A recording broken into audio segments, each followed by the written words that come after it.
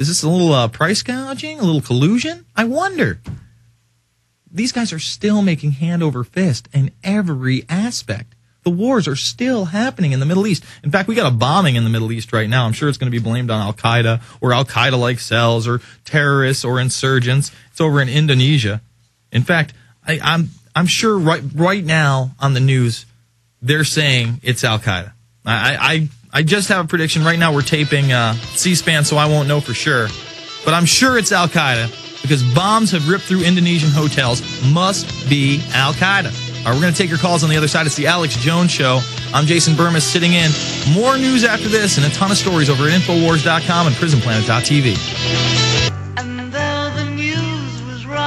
All right, folks, we are back. It's the Alex Jones Show. I am Jason Bermas sitting in. We're going to go to your calls in a moment. And then 30 after, we're going to take more calls, rip through some of this news. But bombs ripped through Indonesian hotels, killing 8. Bombs ripped through 2 luxury hotels in the heart of Indonesia's capital on Friday, killing 8 people and wounding dozens in an attack the president said would damage confidence in Southeast Asia's biggest economy. Suicide bombers struck the JW Marriott Hotel and close by Ritz-Carlton, both popular with visiting international businessmen and boasting some of the tightest security in Jakarta as guests sat down for a breakfast power meeting. So to me, it's going to be pretty interesting to see who was killed in this, who was targeted, and who they blame. And again, they blame Al-Qaeda for everything, so I don't think this is going to be much of an exception. All right, let's go to our first caller, John in Washington. John, you're on the air. How you doing, Jason? Good. Listen, I got some information about those eater robots, and it kind of surprised me, actually. My wife is a distributor for electronics components, and when I told her about this story after work the other day, she goes, "Oh, that doesn't sound right." And I said, "Well, what do you mean?" She goes, "Well, she knows Mr. Finkelstein at RTI because apparently they've done business through her company before." So she calls him, and he was quite candid about it. And what it comes down to is that in electronics and these R&D projects, they have what they call software, then they have firmware, then they have hardware, and then they have what's called vaporware. Vaporware are wishful ideas about things that they wish they could do or want to do sometime. He said, or he told my wife, that there are no eater robots that are operative. There are none under construction. There are no contracts for them, and at this point it's vaporware.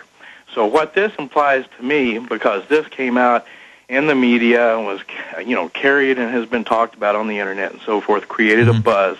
It's one of those stories that they like to feed out to the public so they can draw people's attention away, kind of hype people up, perhaps make some people a little fearful of the government or how they're But I would also say this technology isn't that off the realm. It's kind of almost a beta test. I mean, again, we just found out 2 weeks ago the Nazis had the stealth bomber. I mean, think about how long. That's why I can't stand it when people always tell me, oh, they could never lie about something for so long. We just waited 60-plus years to find out that the Nazis had the stealth bomber. They had the technology. I mean, what was the official story before that? That we developed it in the 70s through Skunk Works, and then we had it in the late 70s with our model? I mean, come on. So to me, this may be quote-unquote vaporware or only be modeled in a computer, or maybe they've only made 1 or 2 models, but it's scary to me because I have seen the actual live models, the things that are on the battlefield right now, such as the Big Dog. We should bring a video up of the Big Dog, of the Robo Snake, of the Robo Fish. That's not military yet, but they're using it in the UK to surveil the waters. A lot of this stuff has AI technology. There's a company out there called Festo that has the Robo Penguin that looks just totally creepy, swims amongst the penguins, and then they also have a Stingray. So we're going to pull some of those videos. We're going to play on the other side. I appreciate the call, John. We're going to go to one more caller before the break. Mark in Missouri. Mark, you're on the line. Hey. Yes, sir. Hello? Yes, you're on the air. Hey, thanks. Those are robotic things. I think that's not vaporware.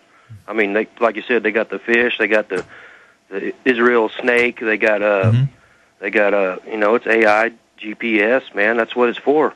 And they just announced, too, that they were going to be using small hummingbird-like insects that would be remote-controlled by people. There was some suspicion that they were spying on protesters a little over a year ago in D.C. with these things, but now they're just openly saying, yeah, we got them.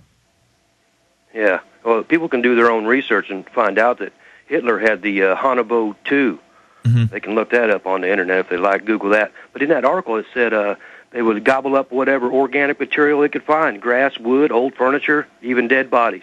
Yeah, exactly. And it is weird that now that you can't even get the Cached article. It's very odd to me. And you know what? The guy in RTI, maybe he's only seen a couple models and he doesn't know that maybe they're in mass production. But the bottom line is, again, I mean, look at the XM25. Look at this new weapon that the military is going to be wielding. It has a smart chip in a bullet that allows the bullet to curve around to get the target, go around buildings, go through buildings, and then explode like a grenade within 3 feet of its target and kill everybody. You know, this is a smart bullet, and it has heat sensors. It's something out of a science fiction movie, but it's fact now. It's the Alex Jones Show. I'm Jason Bermas sitting in. Top stories over at Infowars.com, PrisonPlanet.tv. Your calls on the other side.